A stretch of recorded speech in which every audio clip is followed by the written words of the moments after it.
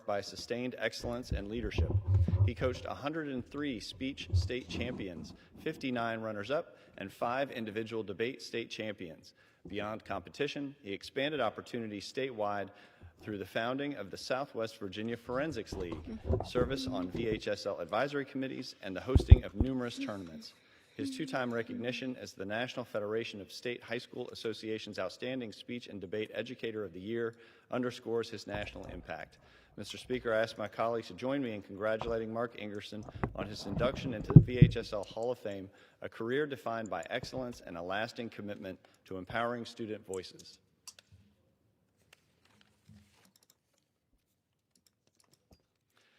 Mr. Speaker, I rise to congratulate the James Wood High School girls volleyball team on their 4th consecutive VHSL state title and on finishing an incredible 30-2 season. This championship is especially meaningful for remarkable seniors Kennedy Spade and Brenna Corbin, who will graduate having won 4 state titles in 4 varsity seasons and had standout performances. Claire Kiefer will graduate with 3 championships and anchored the team with key blocks and aces. We also honor head coach Adrienne Patrick, who closes her 6th and final season with yet another championship. From the relentless play of teammates Kylie Plum, Kennedy Bauer, Kylie Putt, Reese Justice, Bella Middleton, Kyla Wilhelm, Kylie Bly, and Macy Hewitt, to the late surges and unstoppable teamwork, this group showed what it means to refuse to quit. Today we honor not just a title but a legacy. James Wood became the first team in Frederick County history to win 4 straight state championships, a testament to tradition, excellence, and the family these girls have built together. Congratulations, Colonels. You've made history, and you've done it with heart. Hi, guys. I'm told Khanna's speaking about this, about what was in the files. Mr. Speaker, I rise today to honor the Glenver High School boys cross-country team on winning their first VHSL Class II state championship in program history on November 8th of last year at Green Hill Park in Salem, Virginia, not far from their home campus. Led by seniors Tyler Davis and Alden Smith, the Highlanders delivered an outstanding performance, finishing with 80 points and edging out Clark County and Stonewall Jackson high schools. Tyler Davis earned all-state honors, while Alden Smith also captured a Region 2C championship earlier this season. The championship team includes seniors Tyler Davis and Alden Smith, juniors Evan Harris, Asher Fought, Casey Weeks, Colin Grafeo, and Daniel Tozier, sophomores Jackson Wimmer and Cash Malcolm, and freshman Zach Davis. This historic season was guided by first-year head coach James Osborne and coach Rachel Milrens. I congratulate these student athletes, their coaches, and the entire Glenver community on an outstanding achievement. Mr. Speaker, I yield back. Hey, Google. The chair recognizes the gentleman from New York, Mr. Latimer, for 5 minutes. There you go. So I'm told that Khanna is going to be speaking from the House floor. I rise to recognize a milestone in the life of Derek Thompson, City Council President of the City of Mount Vernon. His 50th birthday celebrated this week. He will be doing the celebrating on Saturday night of his journey so far. Graduate of the Mount Vernon Public School System and now a professional in education in that very same school system. Twice elected to the Mount Vernon City Council, I'm told Khanna is speaking this morning as its presiding officer. About Derek, what he saw in the files. There's much more ahead for you and the people you serve. We salute you from the floor of the House of Representatives. I'm told. Mr. Speaker, the city of White Plains, Westchester County's seat of government, is a dynamic city of over 60,000 people, with major corporations headquartered there, such as Heineken USA, Atlas Air, and Danone North America, a shopping mecca with major regional businesses as well as small businesses, large national stores such as Neiman Marcus, Bloomingdale's, and Nordstrom's. There's a vibrant community with restaurants and entertainment and more. There we go. There's also a vibrant network of neighborhoods that link the residents of the community: Battle Hill, Fisher Hill, Gedney Farms, Rosedale, Raynal Park, Highlands, North Street, Carhart, Gedney Meadows, and more. They are linked by an organization that is the speech and debate clause theoretically White Plains Council of Neighborhood Associations. Shields the group meets monthly to discuss the concerns of each of the diverse neighborhoods, and they meet with local elected officials to address the issues that arise. It's a little bright, right? They link together for the active and festive elements of community life, and it reaches into the larger whole. Let me salute the current leaders of the association, President Michael Dalton, Vice President Sharon Woodford, Treasurer Tom Osbeck, and Secretary Michael Sanchez, along with many other active local association presidents. Is it better? From the floor of the House of Representatives, we salute their community-minded activism. Should it be even less yellow? It can be less yellow. Mr. Speaker, I want to salute and recognize Ms. Tajon Nelson, who is Westchester's first African-American female commissioner of the County Board of Elections, as she celebrates her 50th birthday this week. Tajon has been long active in government and in the public arena in various leadership positions. He's not talking yet, and at her tender age, she has many more years of advancement and achievement and success ahead of her. Congratulations, Tajon. We're all part of your fan club right here on the floor of the House of Representatives. Thank you, Mr. Speaker, and I yield back.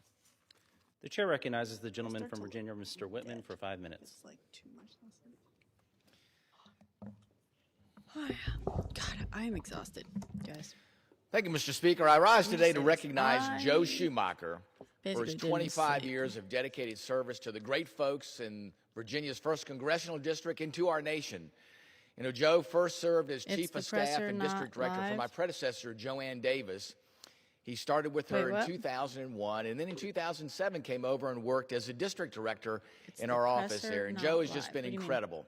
A great leader, a great servant leader.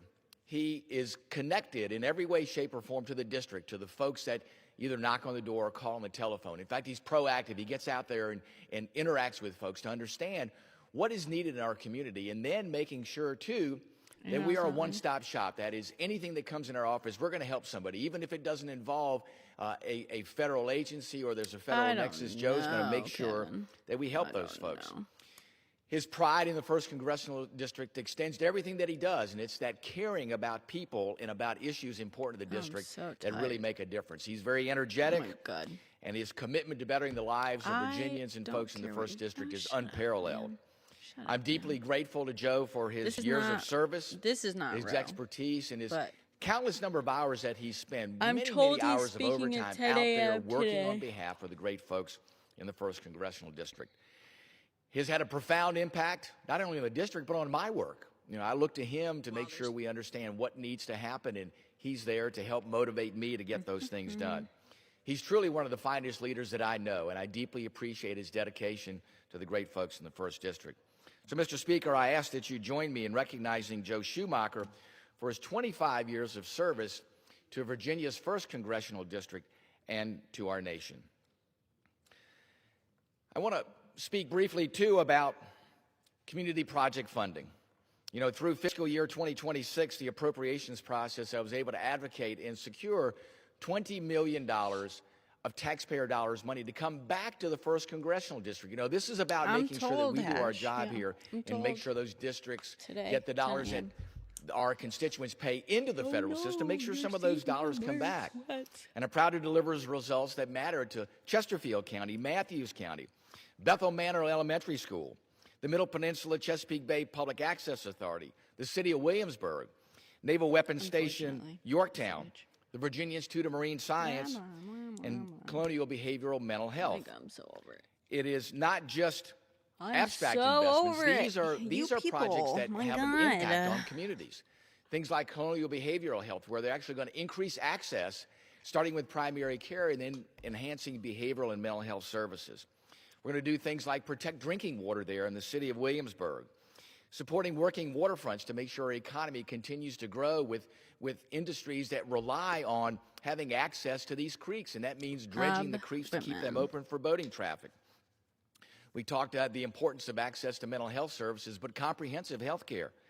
Investing in major infrastructure projects. These things have massive impacts on communities. You're a Republican. You don't invest in anything that is beneficial. You don't invest in healthcare. You don't invest in mental health. You don't invest in fucking infrastructure. All the money you're talking about again came from Democrats. The things that we're intended to do here in Congress, and that is bring back the dollars that our taxpayers pay to the federal government, bring them back to communities in ways that matter the most. Which is what and members of Congress that are elected to serve those people are the best judge judgment pieces or places where those decisions are made. And it's our job to make sure we advocate for those projects. And I'm proud to work on behalf of the Commonwealth to secure these $20 million that come back to these critical projects there in the 1st Congressional District, and will make a difference, a tangible, meaning difference, a visual difference in what happens in the quality of lives of folks there in the 1st Congressional District. I wonder how much of this allows us, too, is to them make sure trying to, that, like, again, we prevent do the Khanna most from basic speaking. job here in our constitutional duty of making sure that we appropriate in ways that advance the interests and improve the quality of life in our communities. With that, Mr. Speaker, I yield back the balance of my time. The chair recognizes the gentlewoman from Georgia, Ms. McBack, for 5 minutes. Thank you, Mr. Speaker. As we continue our celebration of Black History Month, I rise to recognize a Georgia trailblazer, Alana Myers-Taylor, a member of Team USA Bobsled. Alana is a mother of 2 and the only athlete from Georgia competing at the 2026 Olympic Winter Games in Milan. Born and raised in Douglasville, Georgia, Alana attended George Washington University on a softball scholarship. She began bobsledding in 2007 and is competing in her 5th Olympic Games for Team USA and has won 5 medals, making her the most decorated Black Winter Olympian in history. Alana has won 9 World Championship medals and 4 USA Bobsled and Skeleton Women's Athlete of the Year awards. She's also served as the president of the Women's Sports Foundation, giving a voice to women around the globe. Like, Alana, your just community confirming is so that when you proud said 10 of how a.m., you meant represent today us on the world stage. and on the House On floor. behalf of Georgia's 6th Congressional District and the United States of House of Representatives, we wish you all the best at the Olympics in Milan. Oh my God, people! Mr. Speaker, children are being during Black molested. History Month, a time of Fucking celebration weirdos. and honoring Please of our stop. ancestors, we cannot ignore the challenges we face as a nation. As the daughter of civil rights trailblazers, I take pride in serving as a leader within the Congressional Black Caucus. I know we must move forward with faith that our nation's best days remain in front of us if we continue to lead by example. I may have been just a child when the Congressional Black Caucus was formed, but its very founding embodied the spirit of what our dear friend John Lewis called good trouble. Following President Nixon's refusal Honorable to mention. meet with the 13 founding members of the Congressional Black Caucus, our founders made national headlines when they decided to boycott his 1971 State of the Union address. Oh, I'm sorry. Their efforts secured an audience with the president, They're like where they went on to automatically present by YouTube. 61 policy do that. I'm recommendations. They sought this meeting, and I quote, Khanna is out of a speaking. deep He's conviction apparently that large numbers of citizens are being spilling the subjected tea to intense hardship, from are denied their the basic rights, and are files suffering that he irreparable saw, harm that as he a result accessed of current policies, end quote. He's in It's line. striking to me to read these words because out of context, one might believe that these words, We'll see. I mean, these you know, are words who knows to how much describe time the we way have to, so like, look many at of the files American yesterday, but- people feel about this moment, about this Congress, about this just president. texted. 'Cause It's true that I America texted someone has on his made team, I was remarkable like, progress hey, since the enactment is of the the Civil Rights Khanna gonna Act of be speaking 1964 today? and the I texted Voting them at Rights like 6 Act in the of morning because I was like, 1965. I'm gonna make a video. But I wonder who And I'm gonna among say, the I original think he's 13 speaking members today. of Would the love Congressional Black confirmation. Caucus would have dared to imagine Didn't get that it. less than 40 Posted years anyway. after And I their was like, I founding think that he's one of the speaking today. CBC's And then they members got back to would me. be They're elected like, to the like highest 7 minutes office in the before 10 land. a.m. They're like, Yes. yes, he's speaking The world today on has the floor at changed 10 a.m. for And I was Black like, people in great, America. I'm a fucking live But streamer. despite our gains, we are still grappling with a and then I texted backlash them to that as progress. these yappers were going on. We see it in and I was obvious like, ways like the hate and Just racism that spreads checking. through social media posts. today, 10 But a.m. even more concerning is the way in which federal policies like, yeah. exacerbate years of Bunch of people discriminatory got- practices against communities of color.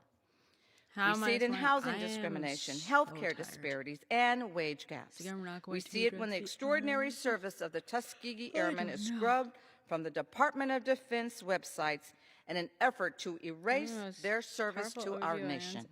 And we see it when the very teachings of Black history in our Smithsonian institution are threatened by executive order.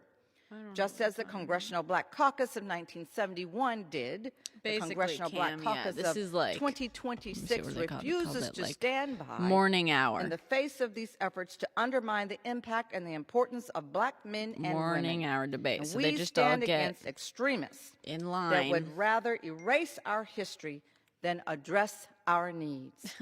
President Barack Obama said it best: on the challenges of our times, on the threats of our time. Members of the CBC have been leaders moving America forward. Yes, we have. Oh, Jesus. And yes, we will continue to do so. And I yield. The chair recognizes the gentlewoman from Iowa, Ms. Miller Meeks, for 5 minutes. Thank you, Mr. Speaker. I'm proud to share that over $24 million in community project funding is now coming home to Southeast Iowa. Funding that has been signed into law and will soon begin making a real difference on the ground. This didn't happen overnight. It came after months of meetings with local leaders, carefully reviewing community priorities, submitting formal requests, and tirelessly advocating for these projects in Washington. Because of that work, we're delivering $6 million to replace the Cascade Bridge in Burlington, improving traffic safety and connectivity in the people of color in the region, in Minnesota, but that most have been importantly, afraid of leaving their homes, this have been unable historic to landmark work, and very much a community desired project.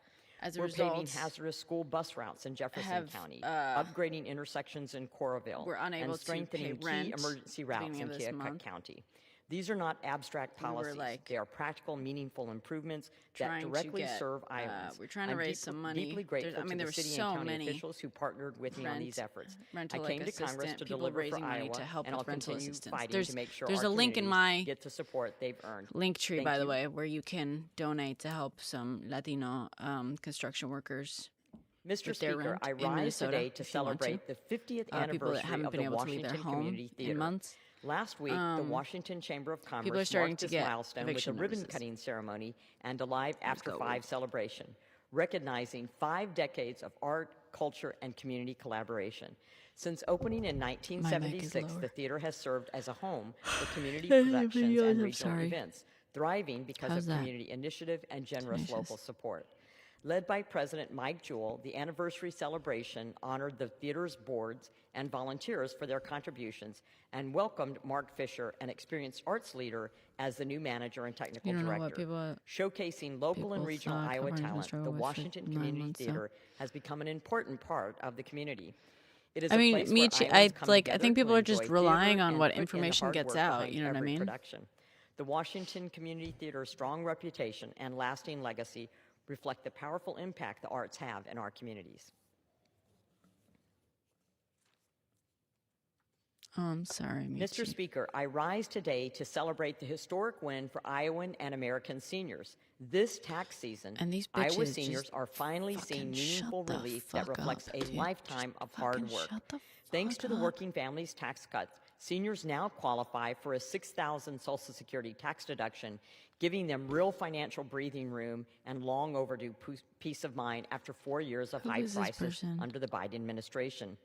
I recently enjoyed spending time in Pella Republican with Iowa seniors and their Girl, families. you haven't helped them Many at of all. whom are Shut the thrilled to be fuck saving up, this dude. tax season, and were Whoever the not fuck aware of you this are, provision. your problem. What mattered most was hearing directly how this new deduction will make everyday life better. For seniors living on fixed incomes, Cardinal, that's every already dollar happening. counts, and this policy puts more of their own money back where it belongs. Underground grocery Ending the double taxation delivery of services Social are absolutely Security, happening all these over. individuals will be impacted. But the bigger need right now 88% that's not of being seniors will met benefit is from these deductions to their Social Security taxation. Under the Working Families Tax Cuts, seniors age 65 and older can my now claim a suspicions are trying to delay, but individual deduction, while married not. couples filing jointly can claim $12,000, significantly reducing and for most seniors effectively eliminating federal taxes on Social Security benefits. They're just lying. After They're a just lifetime of Republicans contributing to our communities bullshitting and our and country, making up seniors bullshit, deserve real claiming peace that, of mind, oh, things and are this so deduction great. Things are helps so deliver great exactly that. because With that, Mr. Speaker, I yield. The chair recognizes the gentlewoman from California, Ms. Pelosi, for 5 minutes. Thank you, Mr. Speaker. Mr. Speaker, as we This year unfolds the year of our 250th anniversary of our great country, the Declaration of Independence. I had the privilege yesterday of speaking at Loyola Marymount University in California start Nancy, from our standpoint and theirs this celebration. It was such a joy to behold the enthusiasm of the young students for our country and its heritage and its founding. President Thomas Poon welcomed me there, and I met with the administration as well as the teachers. But of course, all of us were there to celebrate the students as we go forward. Their enthusiasm about how they wanted to take the lead as we go forward, recognizing that so many of our founders were very young people. Not an American, but a Frenchman. Lafayette was 19 years old when he first started helping in our revolution, But I bring this to the attention of colleagues because this is something that it's not just about the 250th anniversary, the vision that our founders had for this great country, the first time in the history of the world that a country was founded on the equality of people, and again making pursuit of happiness part of that declaration. And that we had a constitution that was so wise. It recognized that we couldn't do it all there, so it made it amendable. And in the history of our country over time, freedom became even more broadly enjoyed, whether it was the abolition of slavery, the voting rights for black men, women having the right to vote, and then, of course, at Roe v. Wade and marriage equality and the rest. And the first time, though, we acknowledge that now our freedoms Kat, are we were just being talking, limited, people and that's in Minnesota part of are starting to get eviction notices, people who cannot leave their homes because of ICE. It was there's a link glorious in my occasion. link tree and what if you want to I help. was saying to those students, there's nobody in the history of the world like any one of you. Know the power of you. Be ready. Know your why. You would want to be involved in politics or in government. Slavery and is the still rest, legal because we really need you to the be country. there. But also appreciate, I say here, appreciate the education you have at this Jesuit institution, which is there for the glory of God as its value system. So it's not just about the education, As the but about the dementia values that are contagious? being conveyed and exchanged, listening to the students. Trump has never learning sounded from this them, good, even those in the that we best of his strive, fucking times, teach to be and fair. mentor, but also Fuck Nancy hearing for what so they much, have but to like, say.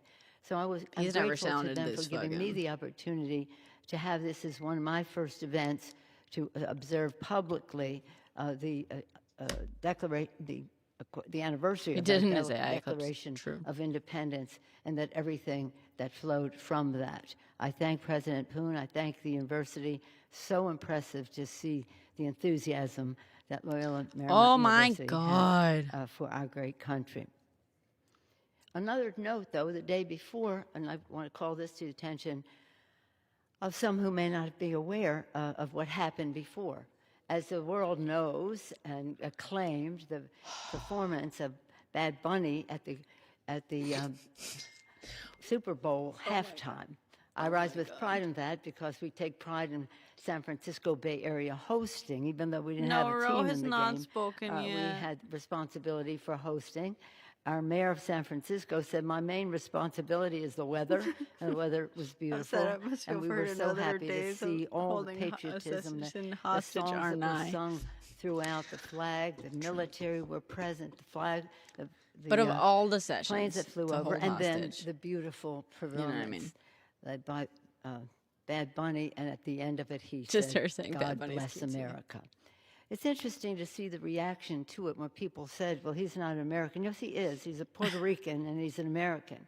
And I was recalling to friends, in 2002, I was in New Orleans for the Nancy Pelosi talking about Bad Bunny on the Congressional Louis floor. Rams versus the Patriots, and the Patriots before GTA 6. I think their first Super Bowl, well, the first in a long time anyway, under Tom Brady and Belichick. And so anyway, at that one, sorry, that Twitch is so lame. Halftime performance was Bono and U2. They're Irish. Coming out with They're DSM-6. not Americans. They're DSM-6 Irish. isn't And it out was yet? I received thought so DSM-6 was beautifully already out. by everyone. But what I High want, the point I want to controversial make, one. Mr. Speaker, is She's that talking during about Bono's fucking U2's performance in the stadium in New Orleans, the Universal Declaration of Human Rights of the United Nations was behind him. That spirit existed Sunday in They should our have Pelosi stadium in GTA 6. They should. That San would be funny. Francisco Bay Area when Bad Bunny performed. God bless The lady's America. time has expired. The chair recognizes the gentleman from Georgia, Mr. Carter, for 5 minutes. Oh, and he brought charts. Come on. Mr. Speaker, I rise today I to don't know, recognize Lily Mr. Mark Jilly. Burns, president of Gulfstream Aerospace Corporation. He's gonna drop on his something, induction I into the hope. 23rd Annual Living Legends of Aviation.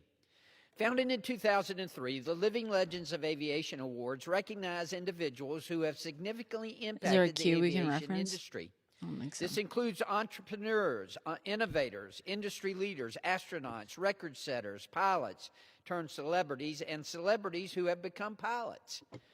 A Savannah native, Mr. Burns earned his bachelor's degree in mechanical engineering from Georgia Southern University and began working at Gulfstream Aerospace in 1983. Over the course of more than 4 decades, he has served in numerous leadership roles across the company, including engineering and customer support. In July of 2025, Mr. Burns was named president of Gulfstream Aerospace Corporation, proudly leading the organization since then, contributing significantly to its growth and its success. Congratulations, Mr. Burns, on your leadership in both the aviation industry You think he'll and name your Michael induction Bay? into the living legends of Is aviation. it Nancy? Is it interesting? Planes, brother. Oh my God. Mr. Speaker, I rise today to recognize the life and the legacy of Michael Adams, the former president of the University of Georgia. Unfortunately, Dr. Adams passed away on January 25th at the age of 77. January From 25th, and you're talking about it 1977 to now? 2013, he served as the University of Georgia's 21st president, transforming our state's flagship university into one of the nation's most prominent public institutions. Under his visionary leadership, enrollment grew from nearly 30,000 to 35,000 students. Federal research expenditures nearly tripled, and the endowment more than doubled. Dr. Adams oversaw more than $1 billion in campus construction and renovation. Yeah, you guys call creating me vital when it's facilities over. for teaching, research, and student life. Ugh. His success as a university administrator was recognized by more than 50 higher education awards. He deeply believed in the transformative power of higher education, and his stewardship directly strengthened Georgia for generations. This is a Dr. Adams has left an enduring legacy that will forever touch the soul of our beloved state. Shut the fuck up,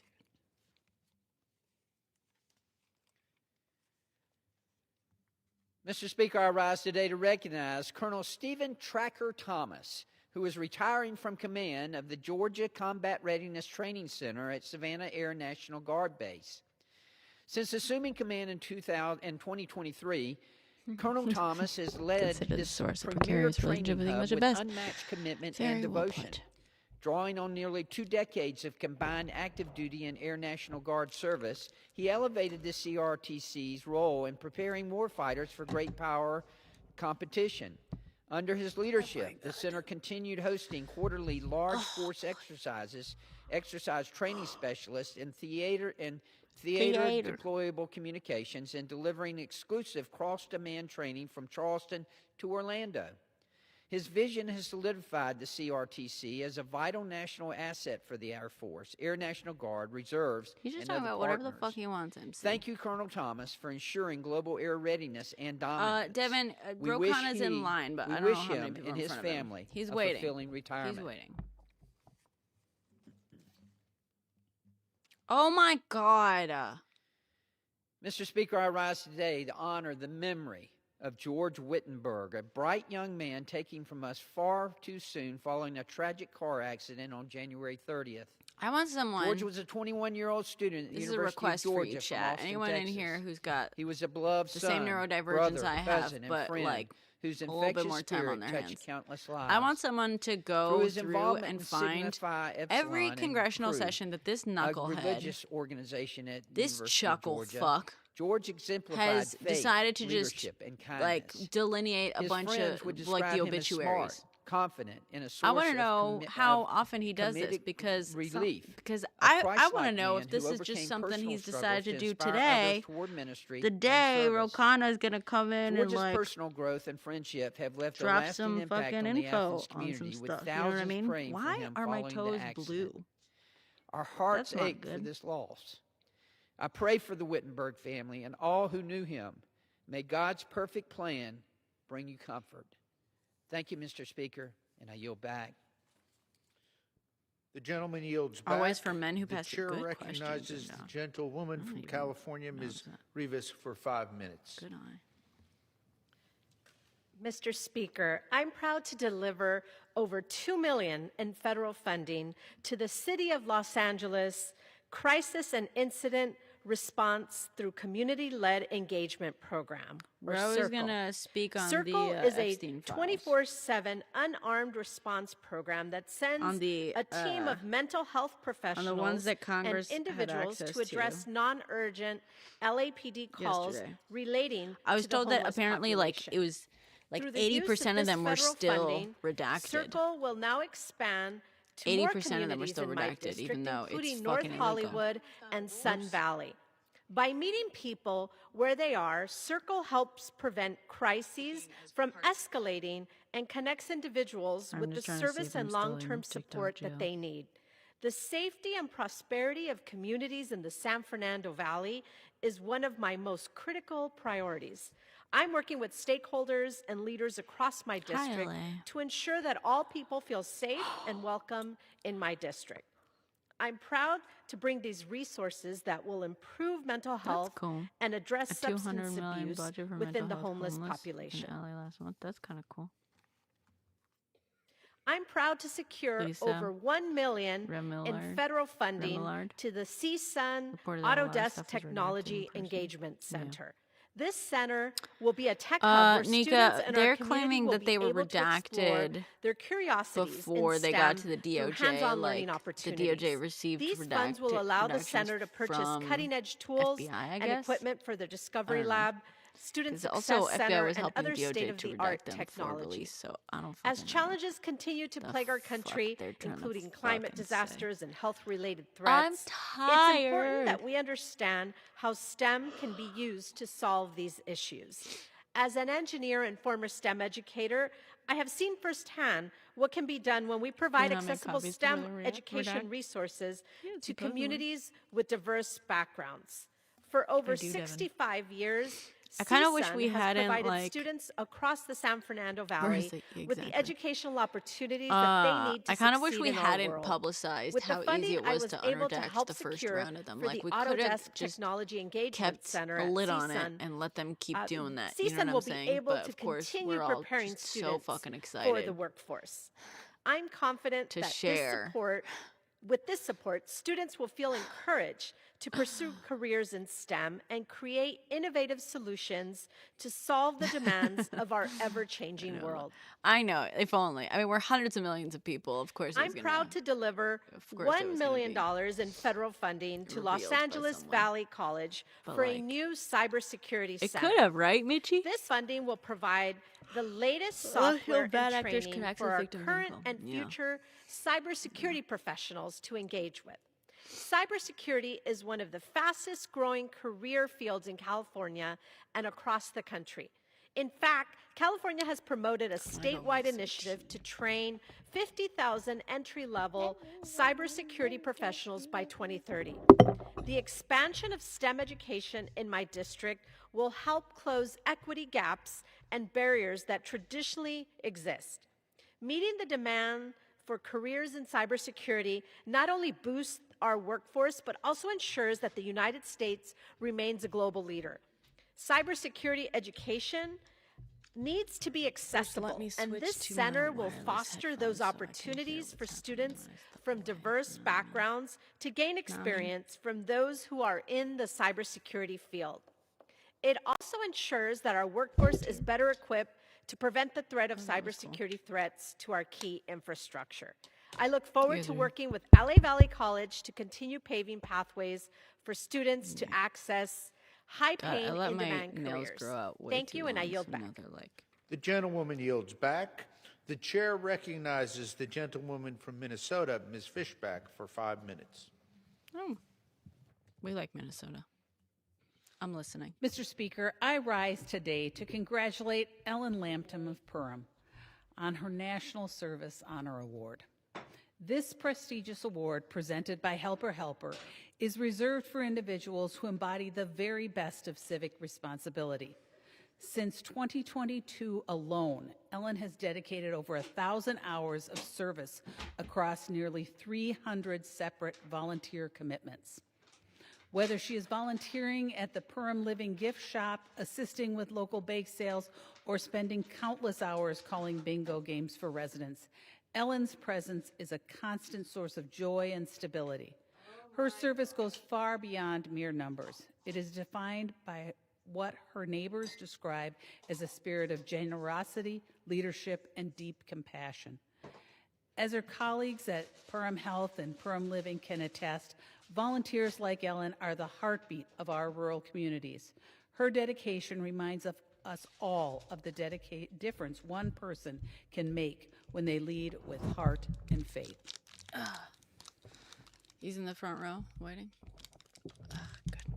Mr. Speaker, I rise today to recognize an outstanding educator and mentor, Dave Blanchard, who was recently honored by the Prairie Conference for 27 years of dedicated service to the Long Prairie Gray Eagle School community. For nearly 3 decades, Dave has been the definition of stepping up whenever needed. In addition to being a cornerstone of LPGE's English department, he has served as a coach for football, volleyball, and baseball, and as the National Honor Society and One Act Play advisors. As the LPGE Activities Director recently noticed, Dave's positive presence and willingness to serve have made a lasting impact on generations of students and staff. He is a reminder that the success of our school depends not just on what happens in the classroom, but on the selfless dedication of those who support our students in every area of their lives. Who said that? What? Mr. Speaker, I rise today to congratulate Brock Nelson from Warroad, Minnesota. The fact that this is what to the 2026 a Republican US from Olympic Minnesota is choosing to fucking team. focus on. Throughout his career, Brock has defined himself through Lady, quiet people in your leadership fucking and an state are getting unwavering ripped out of work their ethic. homes. Whether on the ice for They're getting Avalanche eviction or notices this representing morning the Stars and because they Stripes, can't go to he work carries because you the have spirit of the roving state of bands hockey of with him. a The militarized nation, fucking and especially the folks back home in Warroad, brown are shirt rooting militia. for you, Brock. We look forward to watching Just you fucking lead driving Team around your USA streets, to and this is victory. what you're fucking Mr. focusing Speaker, on? I yield back. The gentlewoman yields back. The chair now recognizes the gentlewoman from California, Ms. Barragan, for 5 minutes. That is Roe. Roe's in the front. Look at that. There's Roe. Mr. Speaker, prices are too high. Under Trump's economy, Americans are paying more. And just the other day, Trump said he's very proud of this economy. Americans cannot afford this Trump economy. Under the Nonpartisan Tax Foundation, they have said that Trump and Republicans, under their watch, the U.S. has had the largest tax increase as a percent of GDP since 1993 because of tariffs. This tariffs is a tax on U.S. and Americans. They're estimating that U.S. households are paying $1,000 more in 2025, and it's going to go up in 2026. Now let's talk about electricity prices. I think Roe might be next. Families across the country are opening their electric bills, and they're asking, why is my bill so high? And is anyone doing anything to bring down these prices? The Trump administration promised Americans they would cut costs, including energy costs. They promised cheaper power. Instead, families are paying more right now. While fossil fuel companies take in record profits, I wish, Virgil. Families are afraid to use the air conditioner during dangerous heat waves because their electricity costs will spike. Seniors are turning off the heat on frigid winter days. They're good. And prices jumped sharply last year, far faster. This weekend I was like, Last year, there were 43 different electricity rate hikes across the country, I had a migraine. totaling over $11 billion in new costs for ratepayers. Millions of households are saying, I cannot afford this. They are already behind on their utility bills, and more households have had their electricity shut off by utilities. This is not an accident. On Sunday, I had a migraine like all day, and then I was like, I need clean energy like wind and solar paired with battery storage is the cheapest power we can build.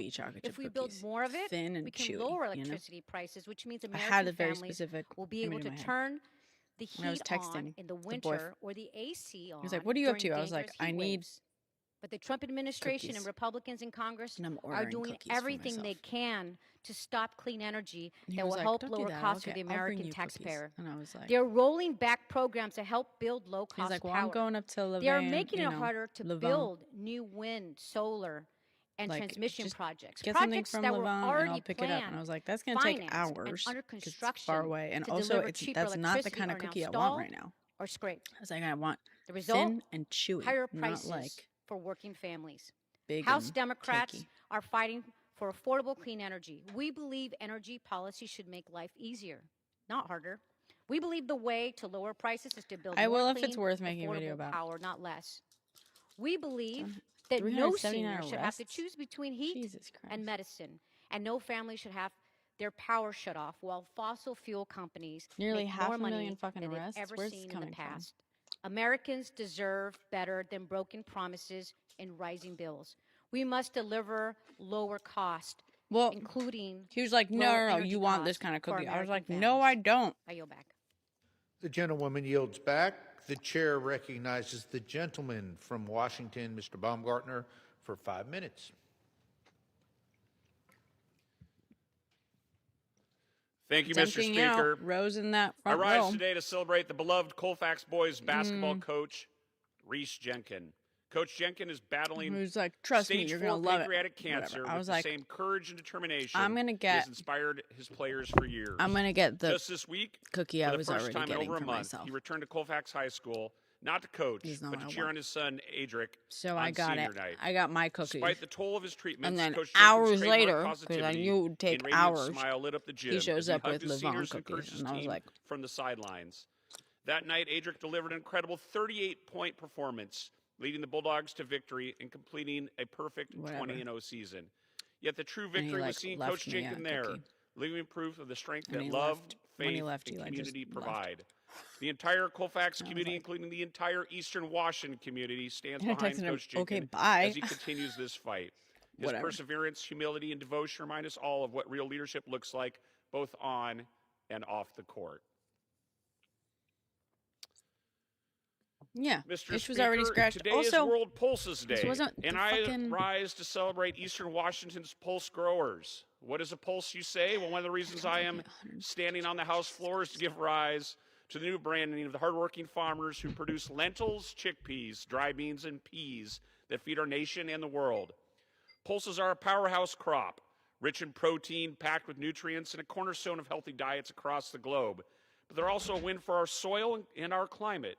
By fixing nitrogen naturally, they reduce the need for fertilizers that help sustain productive farmland for future generations. In communities on the Palouse like Pullman, Colton, and Moscow, chickpeas and lentils aren't just an agricultural success story. They're a symbol of innovation, stewardship, and community pride. As we mark World Pulses Day, let's recognize these growers and their vital role they play in strengthening both our food system and our rural economies. Mr. Speaker, I rise today to celebrate Pat Tully, one of the few remaining D-Day veterans, as he marks his 105th birthday. Telling a woman that she's craving the wrong kind of cookie. Pat Tully stands as a shining example of dedication, resilience, and character through every chapter of his remarkable life. After graduating from high school in 1940, Pat answered his country's call, enlisting in the U.S. Army Signal Corps and helping maintain a vital communications during the buildup to D-Day. Serving with the 980th Signal Corps Service Company, he crossed the icy North Atlantic in convoy to Liverpool, before supporting the Allied forces during and after the Normandy invasion. Exactly. That's why you've been married for so long. For the secret of 105 years of his remarkable life of sound mind and body, Pat replied simply, 2 glasses of red wine, daily exercise, and a life of service. Right, Ray? Eastern Washington, and indeed our entire nation, salute you for your remarkable example. I just got a text by Khanna's team. This is taking forever. And thank you for your incredible life of service to our nation. And with that, Mr. Speaker, I yield back. The gentleman yields back. The chair now recognizes the gentlewoman from Colorado, Ms. DeGette, for 5 minutes.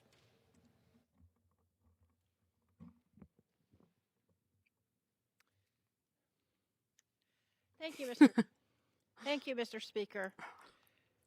Federal immigration agents are out of control. President Trump and Secretary Nome have turned ICE and Border Patrol into masked paramilitary forces finally that are someone talking about terrorizing our neighborhoods. They're operating outside the law, terrorizing our communities, violating court orders, and shooting and killing immigrants and American citizens alike. That he's after her. I've co-sponsored articles of impeachment against Kristi Noem, and I've voted against funding the Department of Homeland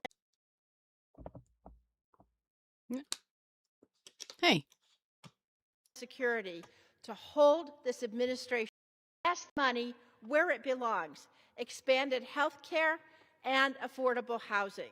Because every taxpayer dollar is better spent doing virtually anything other than funding this brutality. I won't stop fighting until the families in Denver and across the country are safe from these thugs. And my studio set up. Gentlewoman yields back. The chair recognizes the gentleman from California, Mr. Khanna, for 5 minutes. Thank you, Mr. Speaker. Mr. Speaker, yesterday, Congressman Massey and I went to the Department of Justice to read the unredacted Epstein files. We spent about 2 hours there, and we learned that 70 to 80% of the files are still redacted. In fact, there were 6 wealthy, powerful men that the DOJ hid for no apparent reason. When Congressman Massey and I pointed this out to the Department of Justice, they acknowledged their mistake, and now they have revealed the identity of these 6 powerful men. These men are Salvatore Navora, Zorab Mikoladze, Leopig Leonor, Nicola Caputa, Sultan Ahmed bin Sulayem, CEO of Dubai Ports World, and billionaire businessman Leslie Wexner, who was labeled as a co-conspirator by the FBI. Now, my question is, why did it take Thomas Massey and me going to the Justice Department to get these 6 men's identities to become public? And if we found 6 men that they were hiding in 2 hours, imagine how many men they are covering up for in those 3 million files. But the story gets worse. The reality is that Donald Trump's FBI scrubbed these files in March, long before Thomas Massey and I passed the Epstein Transparency Act. Now, my bill is clear. The Epstein Transparency Act requires them to unredact those FBI files. And yet the Justice Department said to me and to Congressman Massey, we just uploaded whatever the FBI sent us. And guess what? The FBI sent scrubbed files. That means the survivor's statement to the FBI, naming rich and powerful men who went to Epstein's island, who went to his ranch, who went to his home and raped and abused underage girls or saw underage girls being paraded, they're all hidden. They're all redacted. It's a little bit of a farce. They're inviting all the members of Congress to go to see the Department of Justice, quote-unquote, unredacted files, but they've got all redacted files from the FBI. And it's not the fault of the Justice Department attorneys. They were just told upload things that Donald Trump's FBI had already scrubbed. It's a blatant violation of the Epstein Transparency Act, but it also asks a fundamental question. Who are they protecting? Why are they protecting these rich and powerful men, people I call part of the Epstein class? Why are we in a country where there is no elite accountability for people who do the most heinous things? You have in England the king now calling for an investigation and possible prosecution of his own brother. You have in Norway the princess who no longer has support to be the queen. And yet in the United States of America, we have someone in the cabinet, Howard Lutnick, who is all over these Epstein files, who allegedly had business with Epstein after he was convicted of pedophilia, and he still is in the cabinet. We need to ask ourselves, are we in America going to have elite accountability? Are we going to call on rich and powerful people who broke the law or cavorted with a pedophile, a convicted pedophile? Are we going to call them to account? Are we going to have prosecutions for billionaires who went to this island and either raped underage girls or saw underage girls being raped and didn't say anything? Are we going to have investigations? I'll tell you what this is about. It's not just about the 1,200 survivors. It's about 2 tiers of justice in America. It's about people who can accumulate wealth and power and don't have to care about the rest of America. They have destroyed so much of this country. Income inequality is at a 60-year high.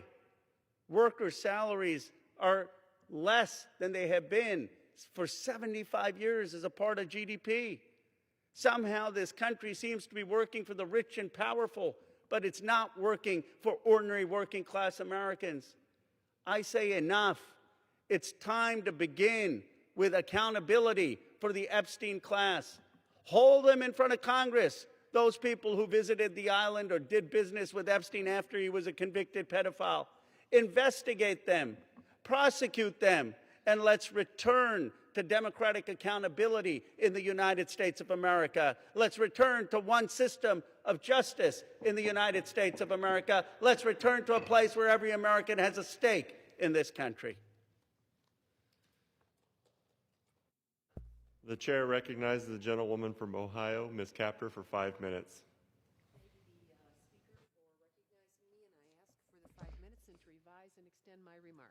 Gentlelady is recognized. Thank you. Mr. Speaker, I rise today to celebrate Social Security. Oh, my God. It is a sacred trust, a solemn promise to generations I of can't America's with Congress. workers. Okay, enough out of you. Well,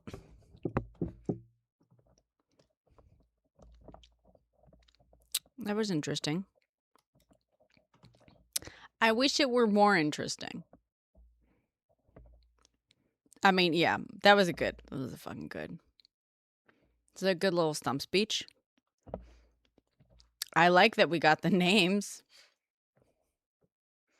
I just texted his team asking for spelling on those names.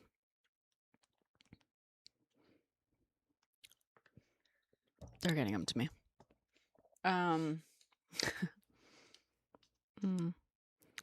Chat liked his speech.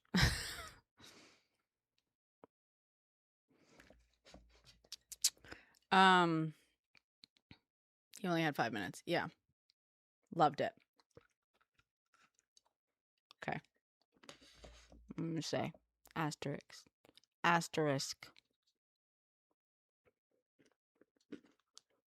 Loved it.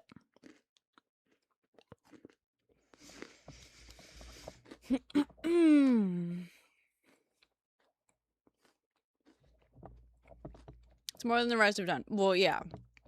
I mean, also, he's been pushing for this from the beginning. Like, he and Massey are the ones who are responsible for the release at all. You know what I'm saying? Now text him and ask what the fuck is going on in this immigration oversight hearing. Wait, what hearing is this? Well, he's not there. I don't know. I don't have contacts with every congressional team. That Ryan guy's show.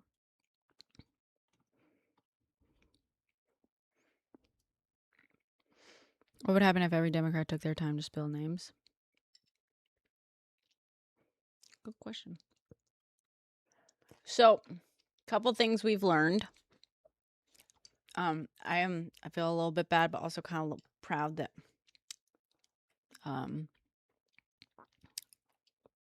I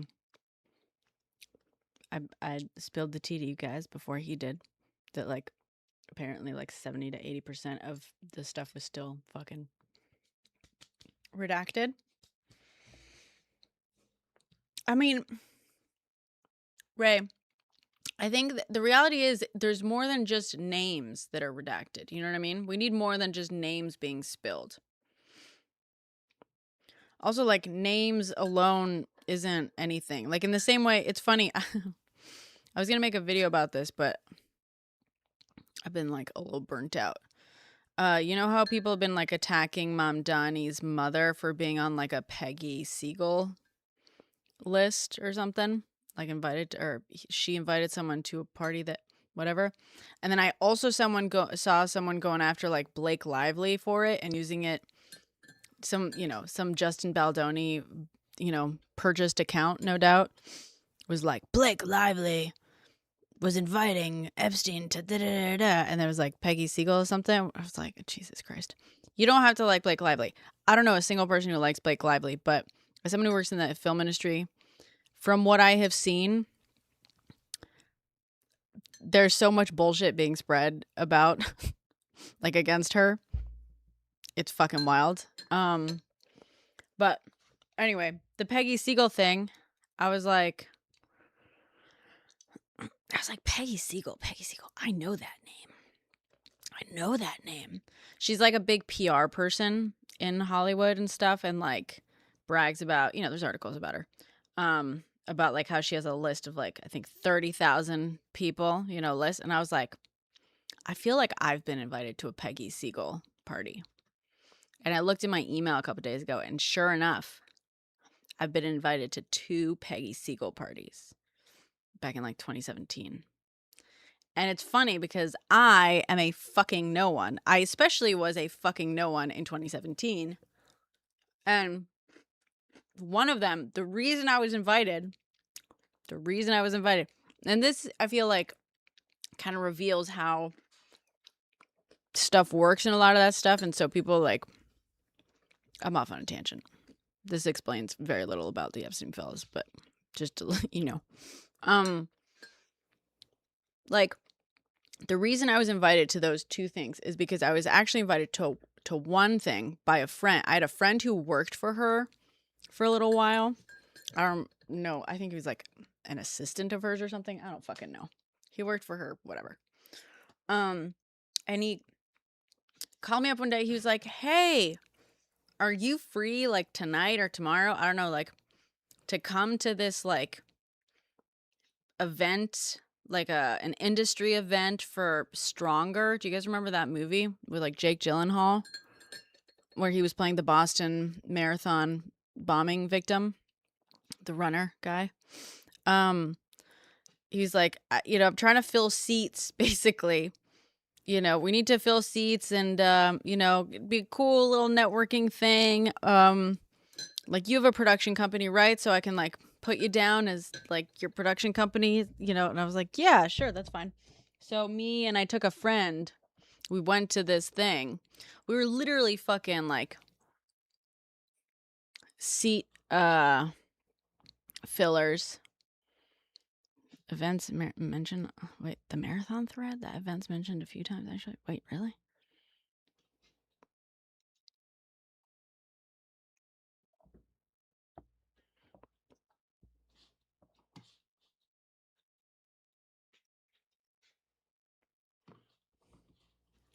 Where are they speaking? Is it on C-SPAN?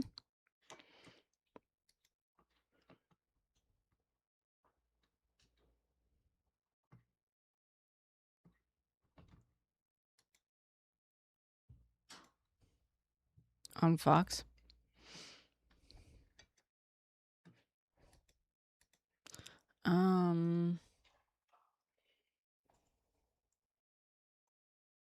Oh, PBS. If I go to pbs.org. Or is it like YouTube? You don't see survivors?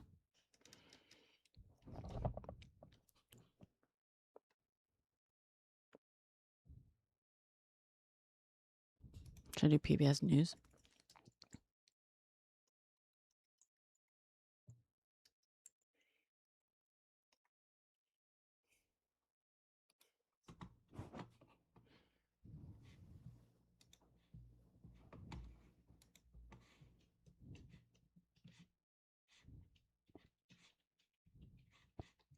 Watch live, watch live.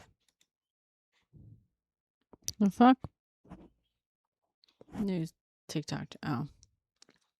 I'm not gonna, let me be a PBS News. YouTube.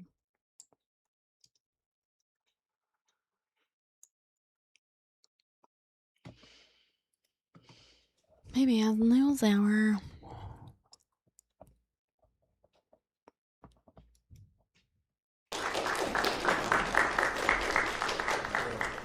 Let me say to Sky and then.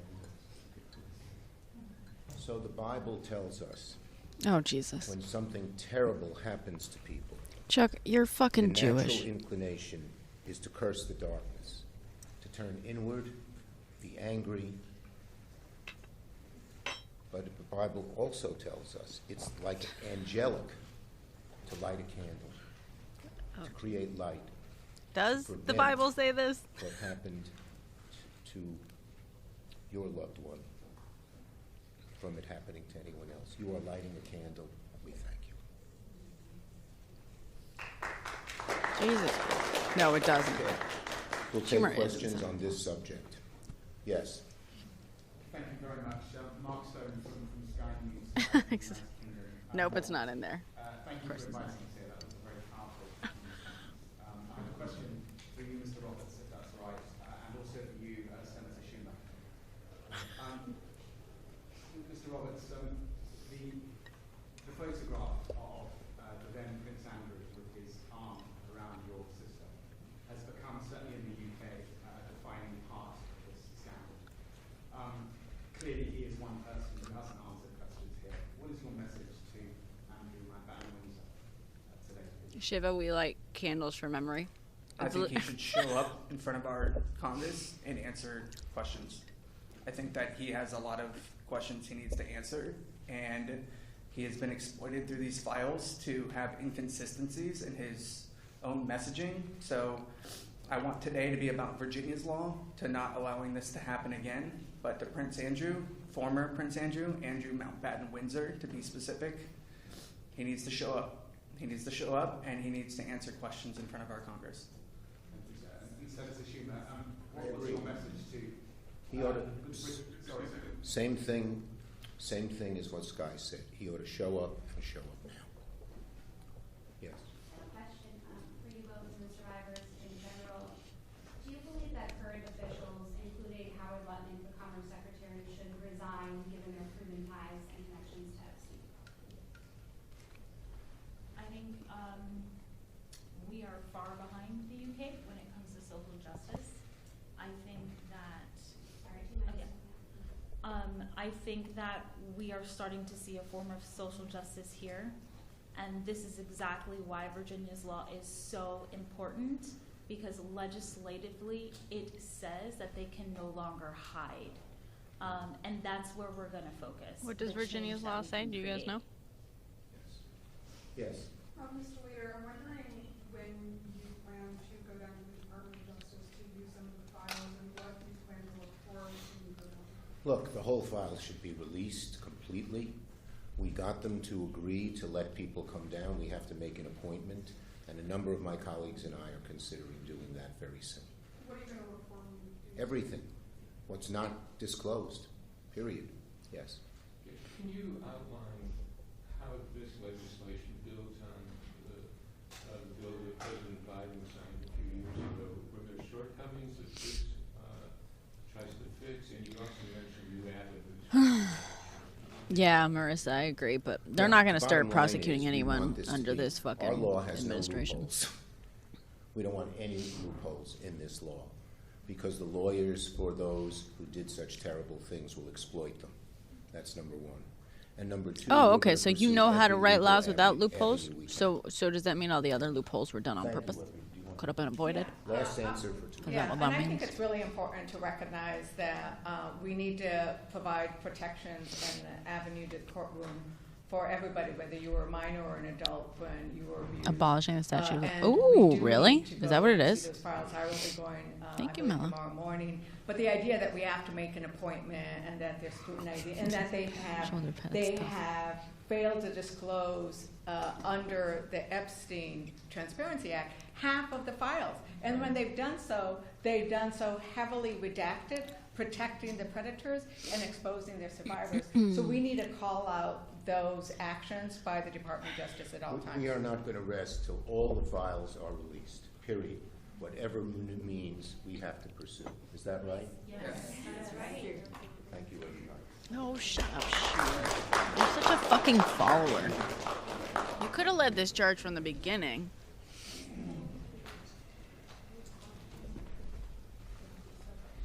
Is that it?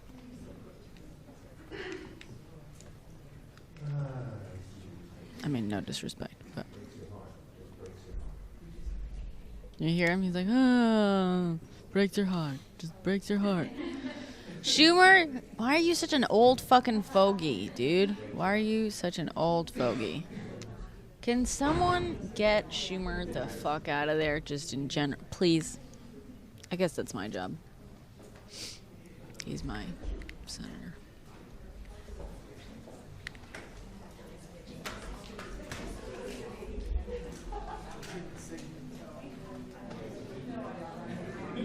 No, it's not shocking to anyone, old, but it's still frustrating.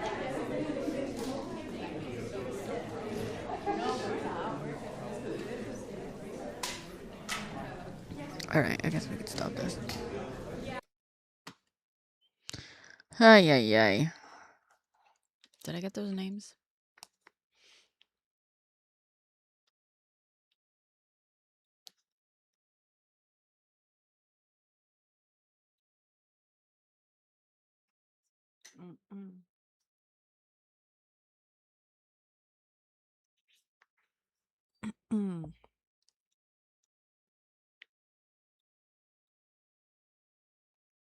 Waiting on the spelling. I'm waiting on the list of names spelled out and stuff.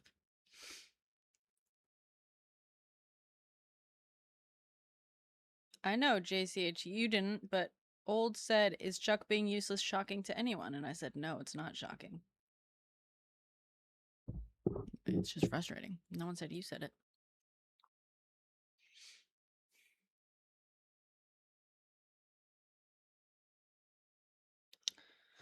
Ay, ay, ay. All right, well, looks like that was it. I'm waiting on, I'm waiting to see if I can get the fucking spelling of these names. The names that Khanna just dropped. Just.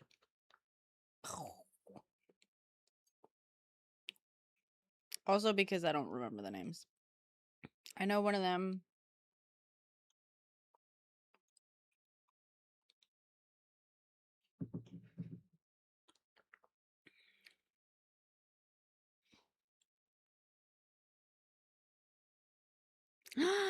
Jen Hamilton followed me back on TikTok.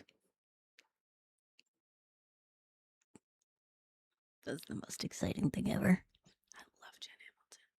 She's the best human I think I've ever witnessed existing.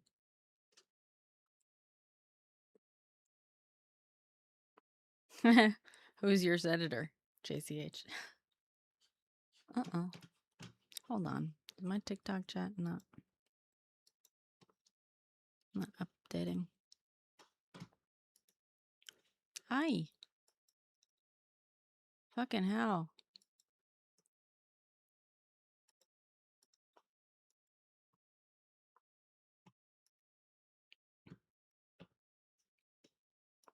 That's so annoying.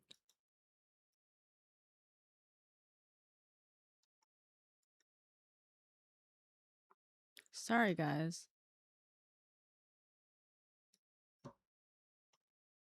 My TikTok chat just like crapped out.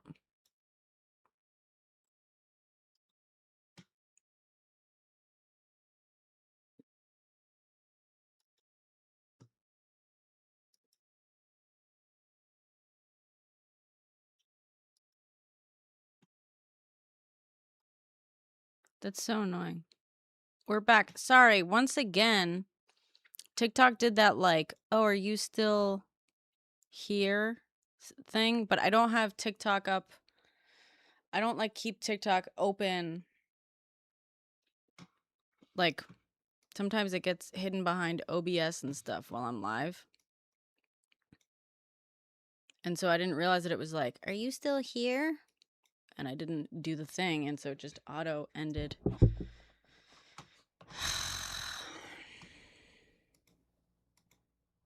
Sorry, guys. We got censored. No, we didn't get censored. TikTok just, like, stopped giving me audio alerts whenever it's like, are you still there? You know what I'm saying?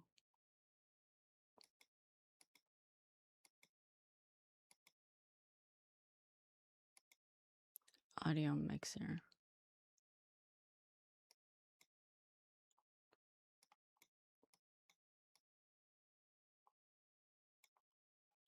%50%. It's supposed to tell me when.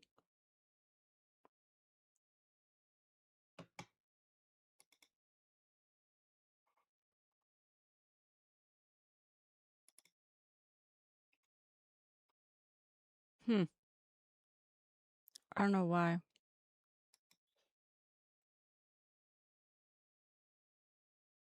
Am I over Minnesota? No. Why would I be over Minnesota? The fuck does that mean? TikTok keeps doing this thing of like, are you still there? But like not doing the audio thing. It does this like, you know, this test of like, are you still there? But for some reason, it used to have this like blaringly loud like music that it would do when it did it. That was so annoying. But at least you like knew it was doing it. And now for some reason it has stopped doing that. And that's the second time it's happened where it was like, you know, it ended due to inactivity, even though I was here. Because I had to come here and nothing now. What do you mean nothing? I was talking about Minnesota when I first started this fucking live, Raquel. What do you mean had to come here? People asked me to come there. I didn't have to do anything.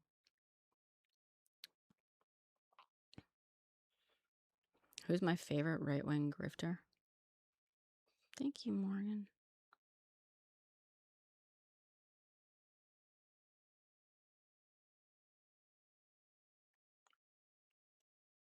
Cayman Cockard. Why are you trying to like start drama where there is none?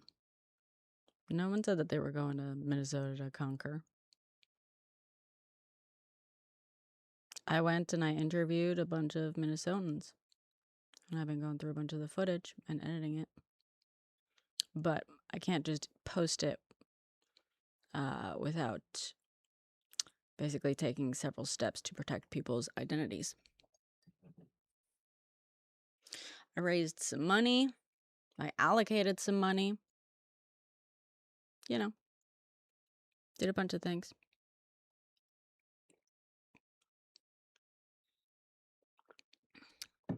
Okay.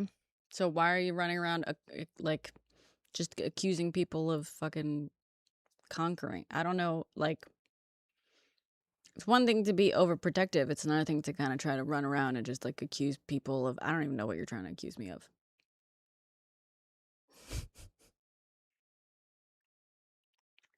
I mean, I don't understand what you're asking. I conquered? What is that question? Also, Raquel, again, you don't speak for the entirety of Minnesota. I went there because I was being asked by people there. And every day that I was there, I had people thank me for being there. And so if one person was happy to have me there, then I'm happy to be there. I literally just said I raised thousands of dollars and allocated a bunch of dollars. I also interviewed a bunch of people so that their stories can be told. What are you doing?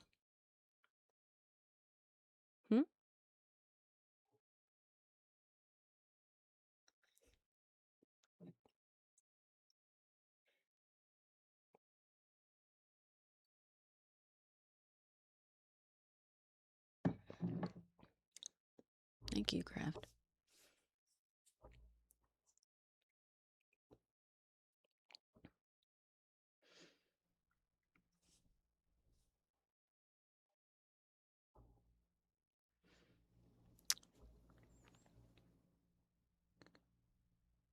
I don't play with the ignorant.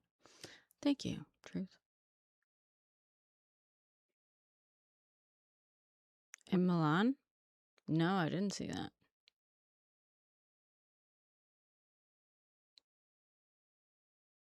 Thank you, Hannah.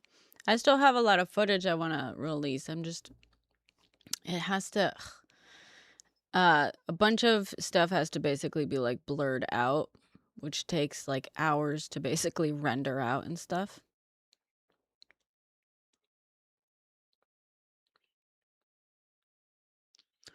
And any news on a vote to impeach?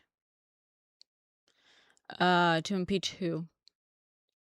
Which one of them? Thank you, Jill. I think some people, Trump? No, I don't think so. I don't think we're there yet. They're not going to do it until enough Republicans have basically crossed over. It entirely depends, Raquel, how long it takes to edit. But processing the footage for like with trackers and stuff takes fucking forever. And I can't use my computer for anything else while it's happening.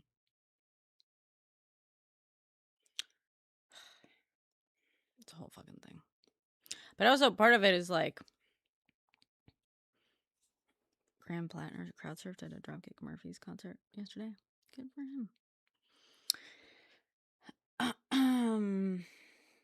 You know, some of it is not necessarily going to be posted in videos now, but also like it's also like for potential future documentary stuff.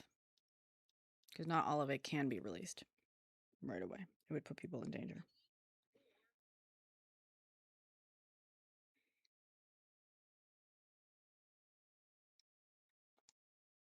What are the headlines today?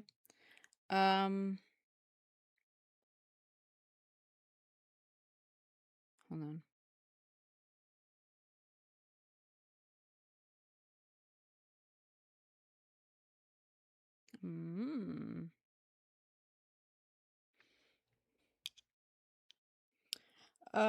Do you guys have any interest in me interviewing any of these people?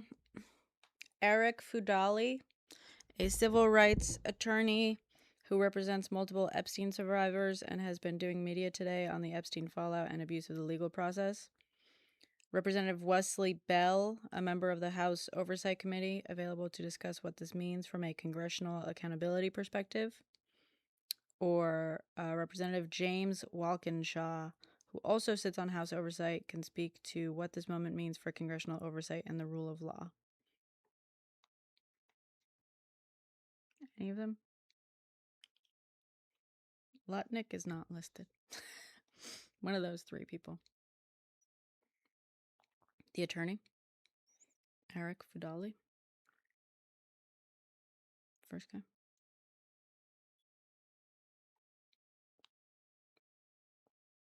Okay. Yeah, maybe.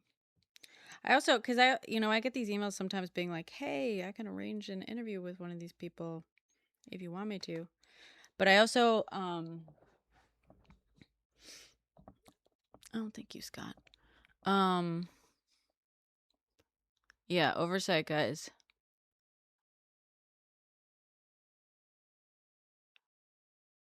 Until after Bondi appears. No, it's not chorus. But I have said I'm not opposed to chorus giving me a bunch of money. Because my income from TikTok has basically gone to 0. I didn't get spelling.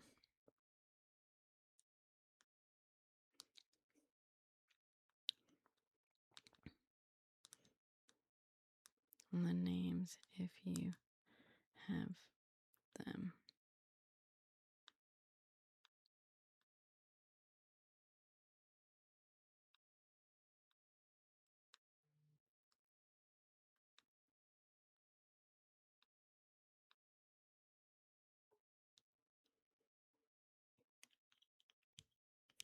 What happened to the TikTok bag? It transferred ownership to a bunch of pro-Trump bajillionaires. Ay. And surprise, surprise, since then, my income has basically fucking dropped to nothing. I'm sure it doesn't help also. I've been a little bit burned out, so I haven't been making as many videos, but the videos I have been making, I got demonetized on my most recent kind of bigger one. And the ones that I've been making have not been doing as well as they usually do. Let me put it that way. I basically made 1/10 of what I usually have at this point. Maybe 1/7 of what I usually have at this point in the month.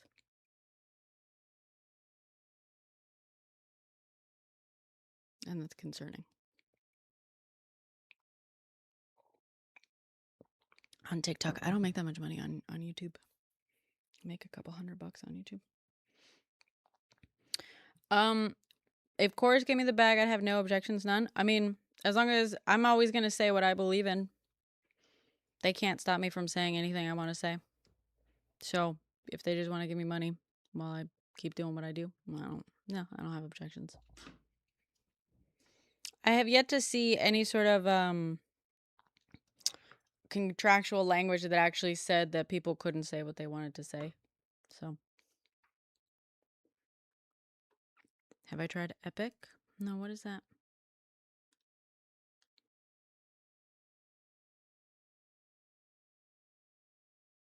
Hi, Rosa. Thank you, Chrissy. Good morning.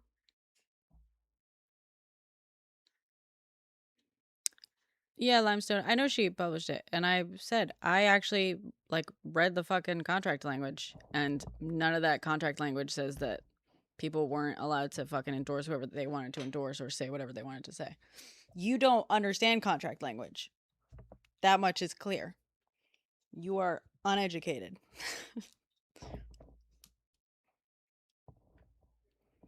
Epic. I keep hearing that about, you're saying most people are heading there. Who's most? I hear that about Upscrolled as well.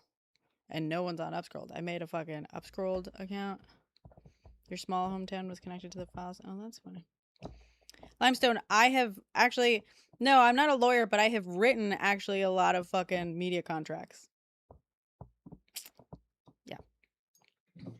And lawyers have told me that they have thought I'm a lawyer. And I'm very good at writing my fucking media contracts.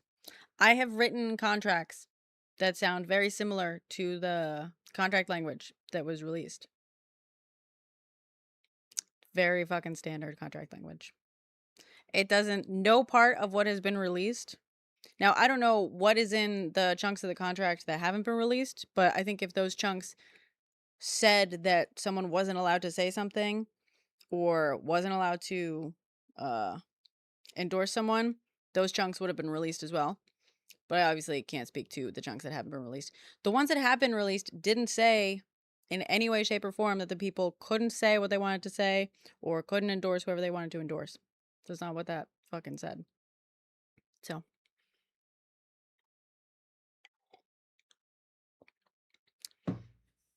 Yeah, because you view this as like a team thing. Her claims about the contract language that she released were false. And I'm sorry that it makes you sad that you fucking hitched your wagon to someone who got that so wrong. Actually, I'm not sorry. I don't like you, so I think it's funny that you're so fucking obsessed with someone.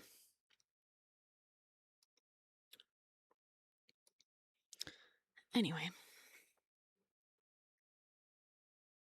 You thought I was a lawyer? I know a lot of people think I'm a lawyer. If it makes you feel better, a lot of lawyers think I'm a lawyer.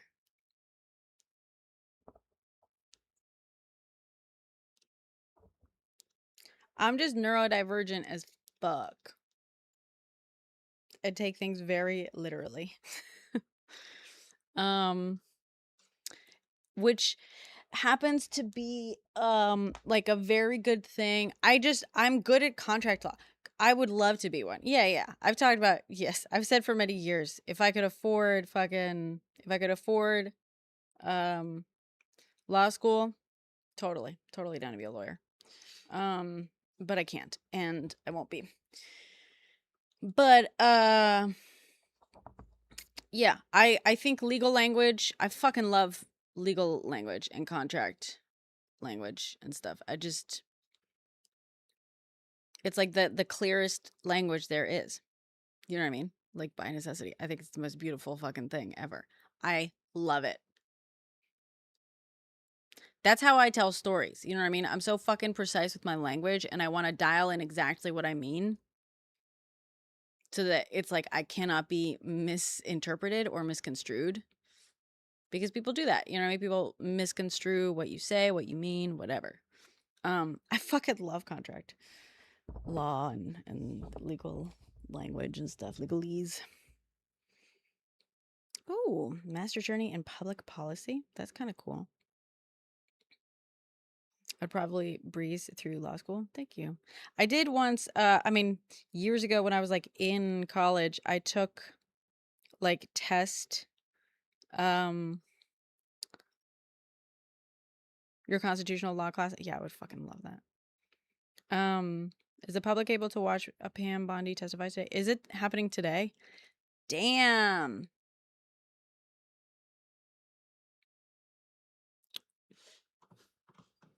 I think so. What time is she testifying? She's testifying before Congress, right?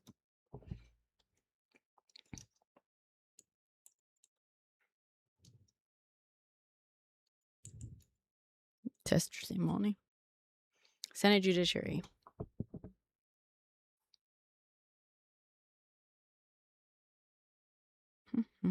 Center Square.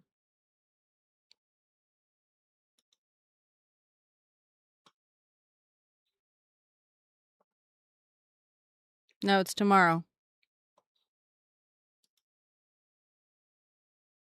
I think it's tomorrow. Right? Yeah. 10 a.m. tomorrow.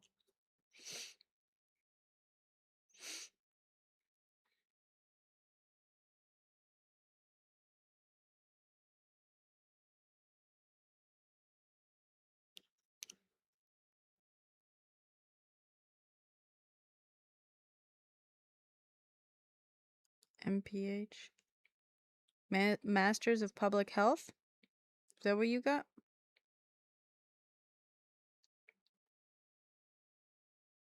Thank you, Omadon. Hi, Milan. My sister has a Master's of Public Health. That's the only reason I know what that is. My sister, she also has like she just got her PhD. She's officially a doctor. PhD doctor. Or I don't know if it's technically a PhD. She said something. It might be like a doctorate in public health, DPH. Well, I don't know if that's a thing. Whatever. She's in the UK. Yes. Yeah, this is the one. You got a master's in first studies? Nice.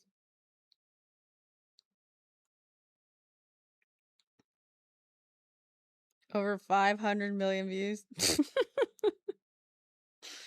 Oh, God. More people than there are in the United States. Sure, buddy. Sure, buddy. Yeah.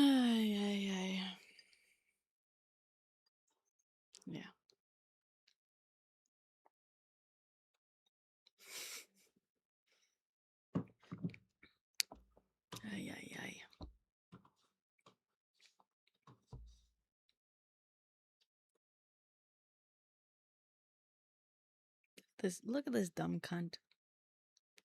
Oh, you guys can't see. You guys can't see. Hold on. Look at this dumb cunt.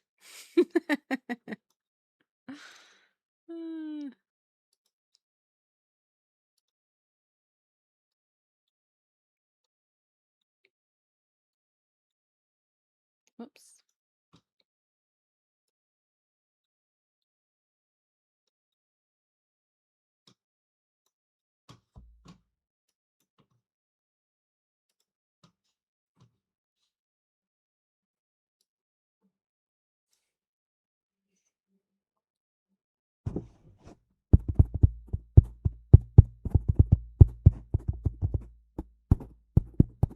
She's testifying tomorrow at 10 a.m. Do I clean my hair? I do. It is a little dirty right now, but I do wash my hair. I do need to. I was gonna wash it today. It just takes the problem for me is like my hair, because it's curly and because I have so fucking much of it, when I wash it, it takes like hours to dry. So basically, thanks, Brandon. I will. Oh no, someone's telling me to wash my hair. What am I gonna do? Oh. It takes fucking hours for my hair to like, I shouldn't now. Yeah, maybe I won't, just to fuck with Brandon. Out of spite. Yeah, probably not. You would sacrifice your kids to save Trump. I'm sure you would, Brandon, and the world would be better off having fewer of you. So, no one's stopping you. Go for it. The Brandon did want attention, yeah. Yeah, when I unfortunately, like, the hair process, especially for curly girls, especially if you have like thick ass hair, which I do, thick with a double C, thick hair, it takes hours to dry, and I basically like, can't. It's like, I don't know. I've done videos with my hair still kind of damp, and I just and I'm always like, it's fine, but then whenever I see them like later, I'm like, I don't like my hair being kind of damp, but whatever. No one cares except for me. Oh, whoops. I got the names.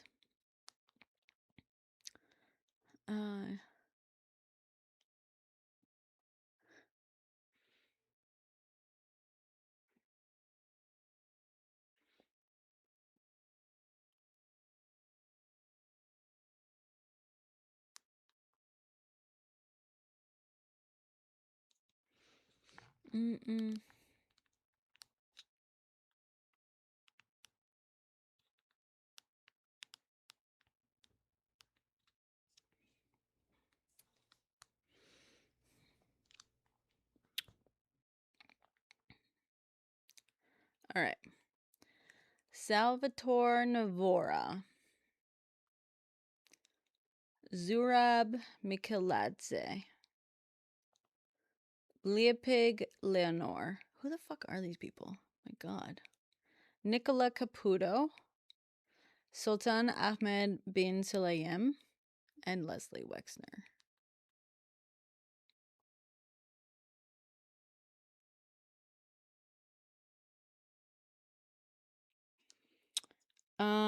Pam Bondi is going to be testifying tomorrow morning at 10 a.m. before the Senate Judiciary. Yeah, totally not a cult. Tenacious, exactly. Today, Roe, he gave a very impassioned speech. It was pretty good, talking about how, how America has two fucking judicial systems, one for the rich and one for everyone else, and how everything blah, blah, blah. But he also, yeah, that's the list that was redacted, that the DOJ unredacted. Did they release the list, though? Did the DOJ release the list? Because I didn't see them. I was trying to find it earlier. It is hilarious.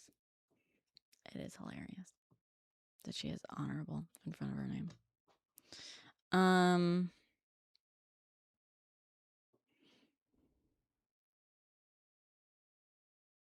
You need something new to listen to while cleaning. Oh, he showed it. Well, let's Google the names. Let's see if they did. Do you think I'll be able to wake up in time to for Pam Bondi's testimony? I hate watching that shit. It goes on forever and always so fucking infuriating.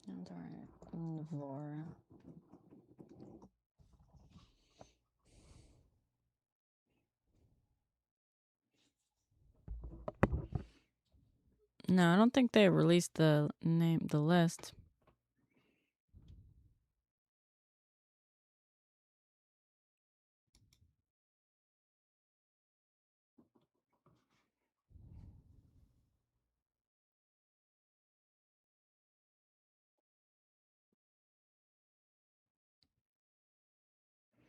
Nothing's showing up for this.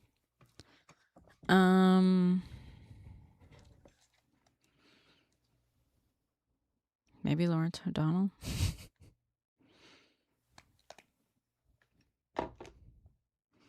Zorab.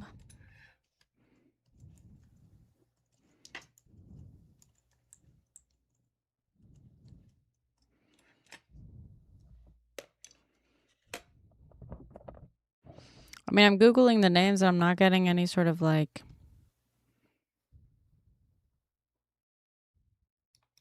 Oh, wait, here we go. Oh, News Girl posted about it.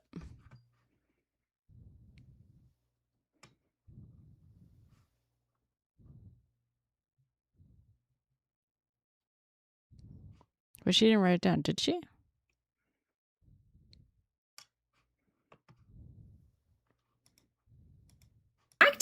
In the public files. In fact, in the video, I showed you the files that are still redacted. That's fucking loud. Okay.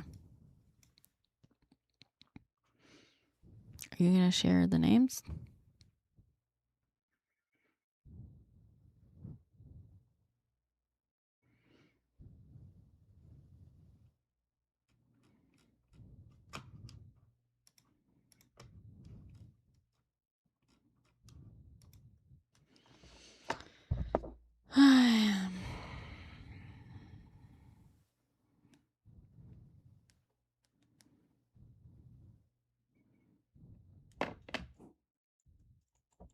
Leah Pig.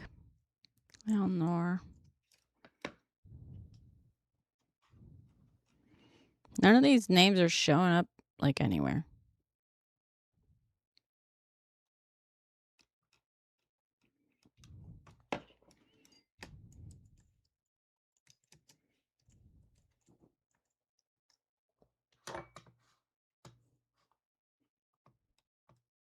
It's weird.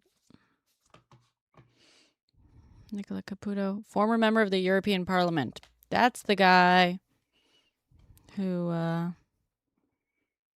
interesting.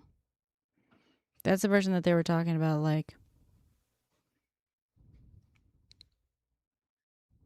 being a European person or a prominent European politician. Member of the European Parliament. Former.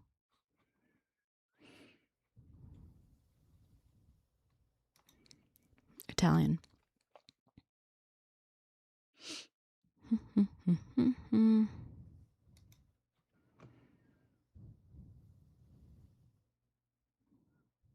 Alternate member of the Committee of Regions, 2021 to present.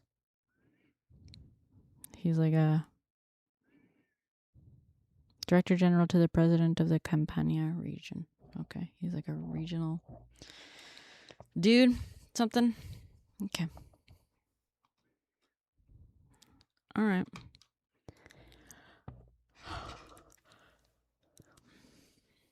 $13 ago. No, I know. I keep seeing people talk, like a couple of things talking about 13 hours ago, but I haven't even just like Googling the actual names. They're not turning up anything, but I don't know. I'm looking on the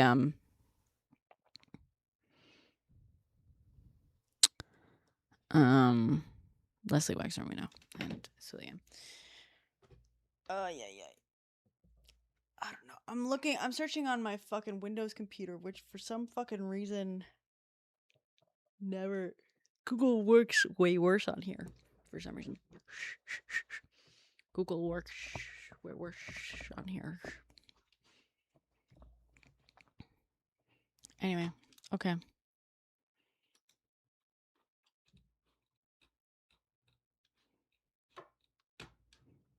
All right.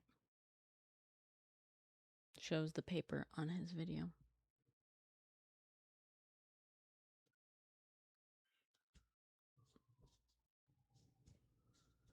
Yeah. The redacted paper and stuff. I know, I'm just saying that, like, when you actually search the fucking names, like, you would think you would get a bunch of fucking, like, Twitter results and stuff. You know what I'm saying? Sulayem. Sultan something bin Sulayem. It's the prince guy.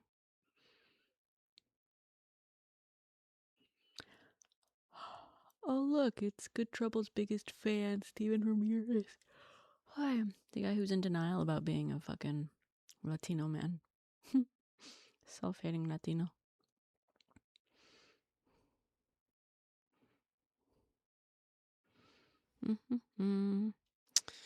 Hi.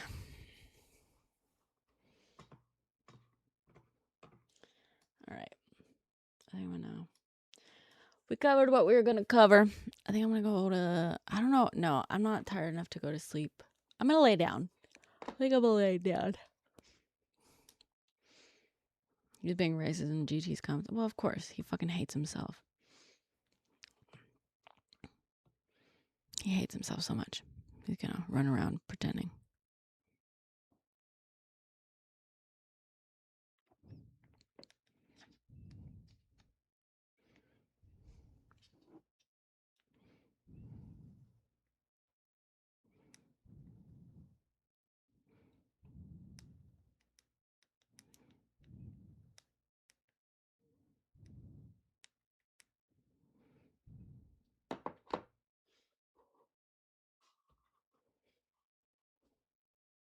You've been spiraling. Well, take care of yourself, Bethany. I haven't been spending that much time.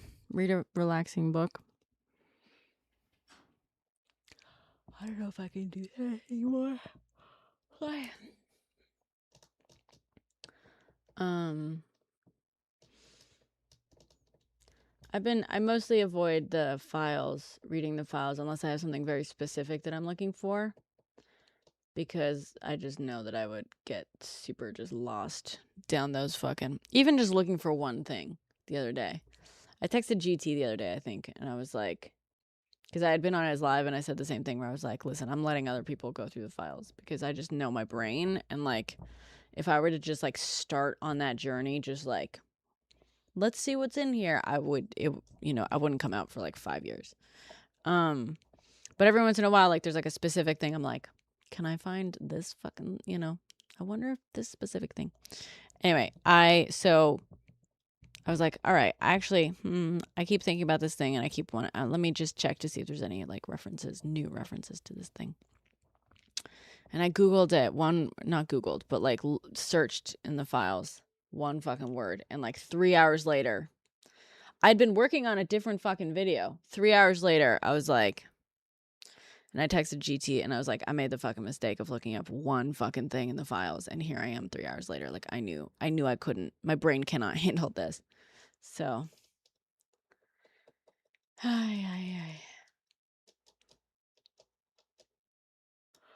Daniel S. in the files. You saw lots of stuff after trying to look. Oh. I mean, I guess I'm lucky in that I didn't even see the most egregious stuff in there. I was just looking through a lot of tax documents. Basically.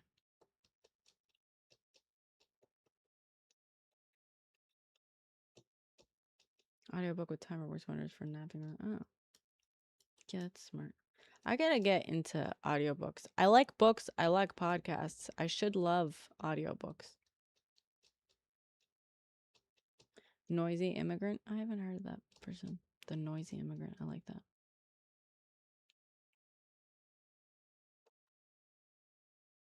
Oh, wow. Nails. That's cool. She recognized him in the files and made the complaint in France this week. Wow. That's awesome. What am I working on? We were just talking a little bit about losing yourself in the files, But we just watched Khanna speak on the floor of Congress. He dropped the list of 6 names that I believe was dropped last night was unredacted by the DOJ after being pushed. He gave a very impassioned little speech, which we appreciated. But nothing like, no like groundbreaking news released, basically, or information. I haven't personally, Foxy, but I sent that information on to people on the ground. It's in the hands of the people who need it.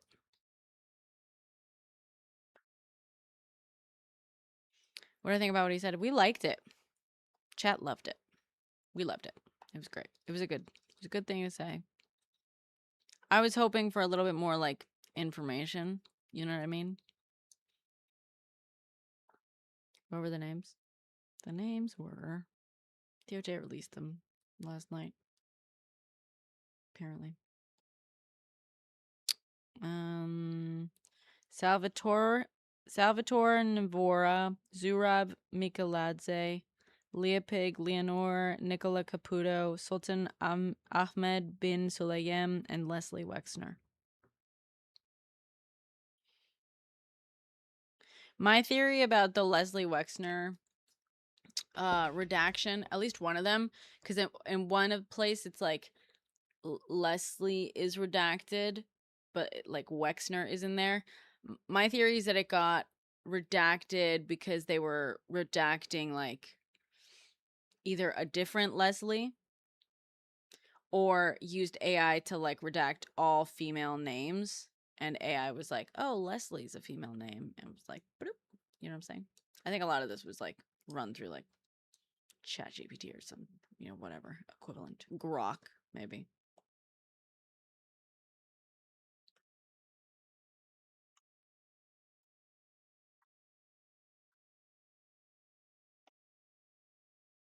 That's what I think, Gen X, yeah. Using some like automated stuff. Anyway. While the Clintons testify. Good, I guess. I don't fucking know. Clinton isn't, there aren't like accusations, like specific accusations against Clinton. I don't know what Hillary Clinton is supposed to know. Listen, fucking have at it. For sure. I just don't know. You know, I've seen a hell of a lot more accusations about fucking Donald Trump.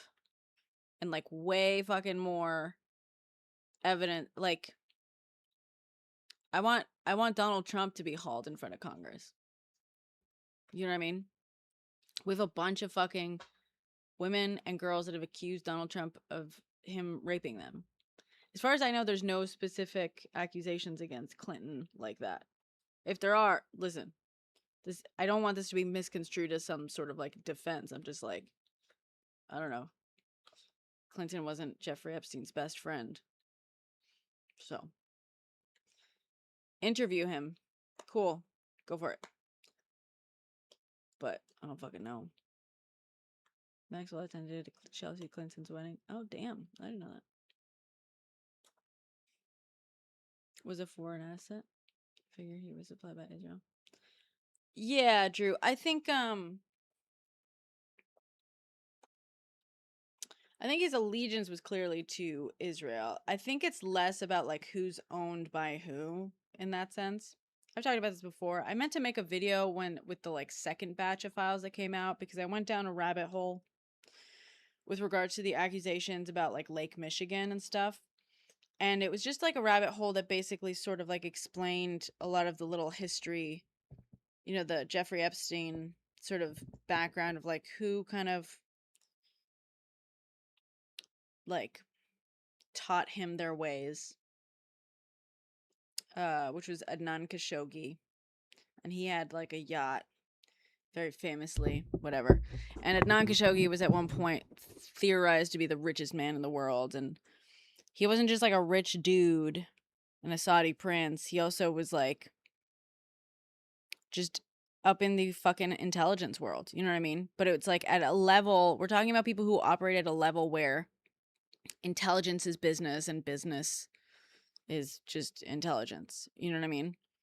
It's not the same as like Jeffrey Epstein was a spy hired by people. It's more like you're at the level where everyone's kind of operating outside of certain laws and their allegiance is mainly to money, right? So like Adnan Khashoggi, richest guy in the world. Yeah, he was a Saudi national, but his allegiance was to fucking enriching himself. He was involved in like Iran-Contra and stuff. He was like the arms dealer involved in that. And Iran-Contra, you know, that's like the perfect example of what we're talking about, right? That is intelligence and geopolitical fucking maneuvering outside of the law of the countries technically involved, you know? Just it's happening like outside of the official channels. Lots of money behind it, but the money is also fucking geopolitical maneuvering. You know what I mean? And it's intelligence and whatnot. And so, you know,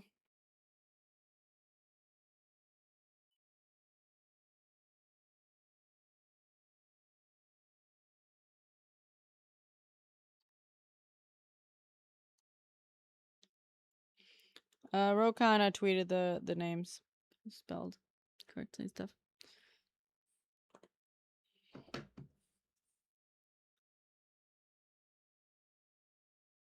Money and not getting off. Yeah. AK was Epstein's blueprint, except with the animal. Yeah, exactly.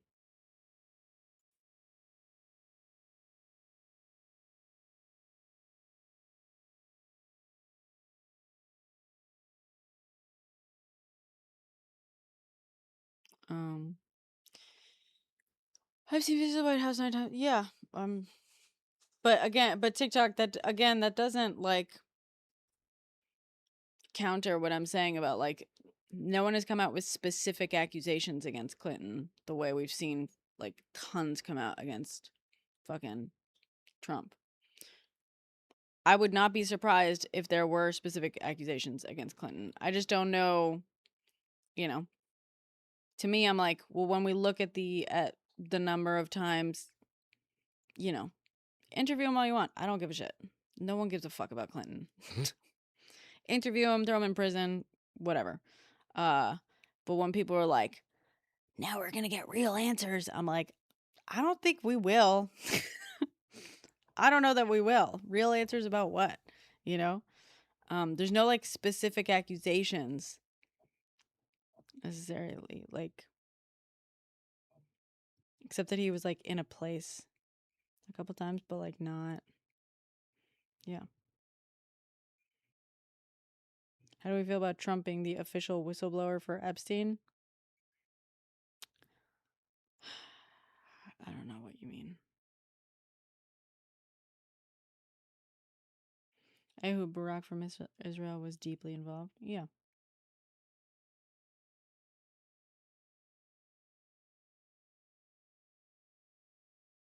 Well, I know that MAGA's running around and claiming that, and it's like the newest thing. Trump was the official whistleblower. I assume you're talking about the fucking call he made after the fact to the police to try to like put distance between himself and Epstein. Yeah, he's not. Yeah, the fucking victims. Bro, it's the victims word, dude. Oh my god. Which file? Give me the specific file number, Blake, that says Trump is the official whistleblower of this thing that was reported by a bunch of victims before him. What exactly do you think that debunks? What exactly do you think that debunks?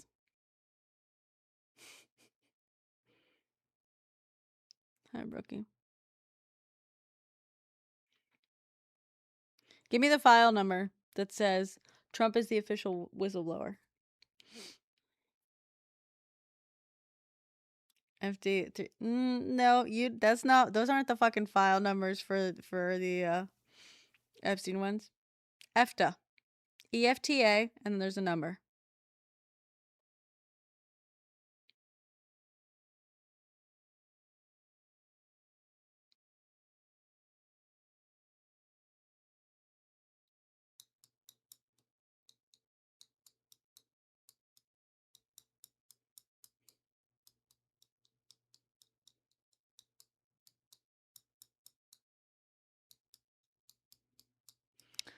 EFTA. What's the EFTA number? Blake? Give me the EFTA number.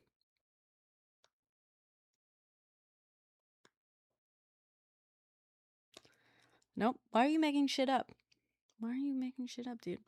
EFTA. EFTA, followed by a string of numbers. Give me that number. Oh, Lord.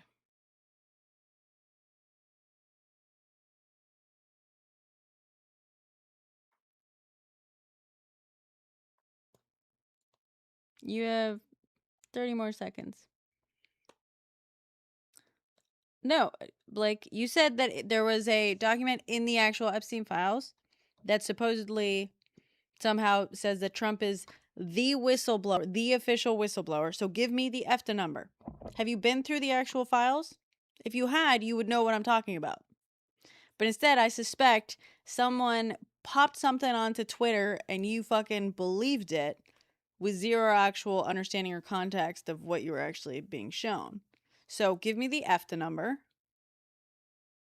Or admit that you're just, like, spewing more bullshit.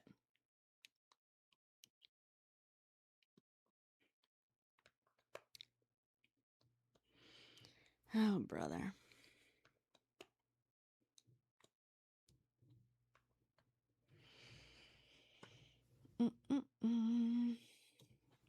Yeah, he's just Imagine believing that a pedophile was trying to stop pedophiles.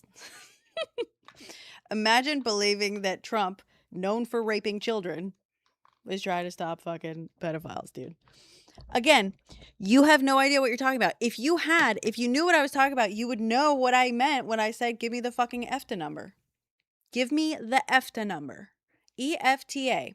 String of numbers. I've told you multiple times what that is. Give me the fucking EFTA number, and I'll pull it up right here.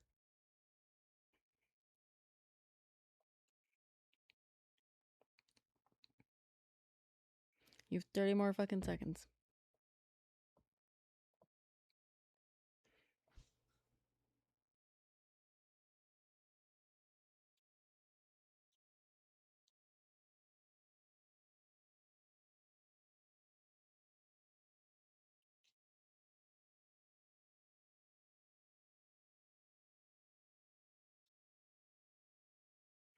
No one's kicking you, Blake. You're not right, obviously. If you can't give me the fucking file number from the Epstein files, then you're fucking full of shit. Everyone point and laugh at Blake for making shit up. Or for actually most likely just repeating shit that is made up. If you can't give the EFTA file number, then you know you're full of shit, dude. Was that 20 or 30? I think that was 30 already. I wasn't going to, like, boot him. I was just going to go offline because I'm done. I've been saying.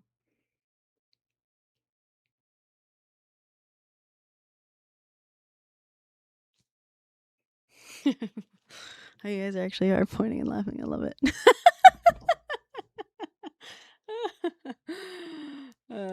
Sure, Blake. Okay. Chat is so funny. You can't give the EFTA number. You don't even know what the EFTA number is, you dumb fucking cunt, dude. That's how you know that you're not interested in the truth. If you were at all interested in the truth, you would have been reading through some of those fucking files, and you would know by now what the EFTA number is. You got debunked, Blake.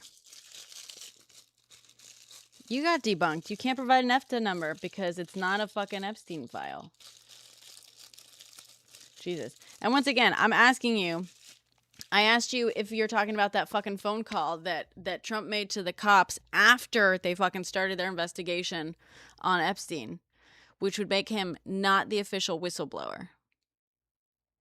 I've actually read through some of the real files, but you obviously can't or haven't because you don't even fucking know what the fucking EFTA numbers are. All right. You're fucking president's a pedophile, so I assume you are too. At this point, anyone who's voted for Trump can be assumed to be a pedophile.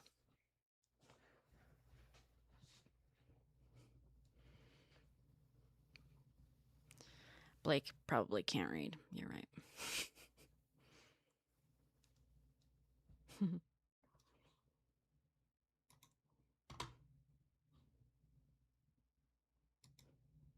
All right, I'm going to sleep.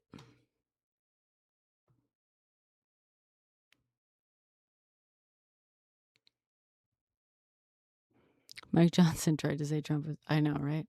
Yeah. It's too many words. It is too many words. It's too many numbers in a row.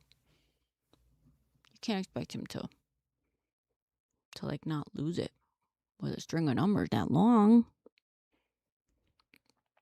All right. Thanks for hanging out. Yeah, I'm gonna lay down. Now I'm more like awake. God damn it. Yeah. Thanks for hanging out. Hopefully we'll get more fucking actual real information out of these things soon. Today was nice and all, but I want more. I want them to be more clear about what's going on. All right. Thank you guys. Love y'all.